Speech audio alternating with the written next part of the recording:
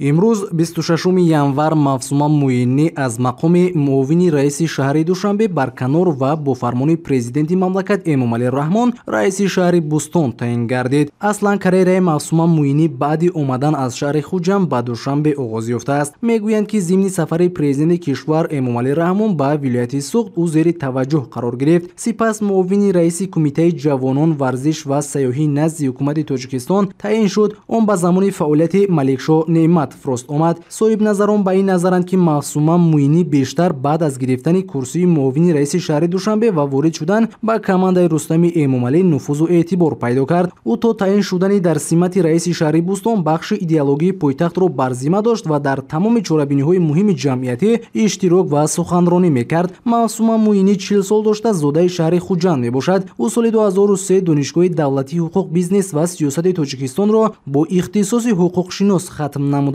Соли 2003 фаъолияти худро ҳамчун омӯзгори кафедраи ҳуқуқ ва мурофиаи ҷиноятӣ факултети ҳуқуқшиносии донишгоҳи давлатии ҳуқуқ, бизнес ва сиёсати Тоҷикистон оғоз намуд. Аз соли 2004 то 2009 дар кафедраҳои ҳуқуқи судӣ ва назорати прокурорӣ ва ҳуқуқи ҷиноятӣ ва криминалистикаи донишгоҳи давлатии ҳуқуқ, бизнес ва сиёсати Тоҷикистон ба ҳайси омӯзгор фаъолият кардааст. Солҳои 2009-2014 муовини раиси кумитаи ҷавонон, варзиш ва сайёҳӣ назди ҳукумати ҷумҳурии Тоҷикистон буд. Бо қарори ҳукумати ҷумҳурии Тоҷикистон аз 12 июли соли 2014 муовини якуми раиси кумитаи ҷавонон, варзиш ва сайёҳӣ назди ҳукумати ҷумҳурии Тоҷикистон таъин гардида, то 12 январи соли 2017 дар ин вазифа фаъолият намудааст. Аз 12 январи соли 2017 то имрӯз муовини раиси шаҳри Душанбе ва акнун раиси шаҳри Бустон аст. ӯ донишгоҳи давлатии тиҷоратии Тоҷикистонро дар риштаи иқтисод низ хатм кардааст. Забонҳои русӣ ва англисиро медонад.